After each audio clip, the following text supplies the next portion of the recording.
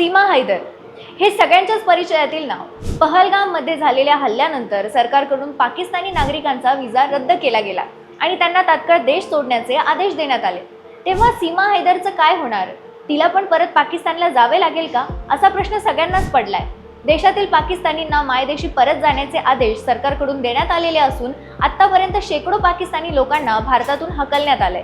पण 2023 मध्ये आपल्या 4 मुलांना सोबत घेऊन आलेली सीमा हैदर मात्र अजूनही भारतात आहे. सध्या पोलिसांकडून देशातील पाकिस्तानी नागरिकांना शोधून सक्तीने बाहेर काढलं जात असताना सीमा हैदरलाच भारतातून काढायला कोणती नेमकी अडचण येते? अनेकांनी विनवणी करूनही सरकारने त्यांना देशात राहू दिलं नाहीये. मग सीमाच्याच बाबतीत सरकार का शांत? तर सीमाने जेव्हा सचिन सोबत लग्न केलं होतं तेव्हा तिने मुस्लिम धर्माचा त्याग करून हिंदू धर्म स्वीकारला होता. नंतर तिला सचिनकडून एक मुलगीही झालीये. तिने भारतीय नागरिकत्व मिळवण्यासाठी अर्ज केलेला असून तो अजून न्यायप्रविष्ट असल्यामुळे तिला असे भारतातून काढता येणार नाही असे तिच्या वकिलाचं म्हणणं आहे. सीमाने मात्र भारत सोडण्याला नकार दिलाय.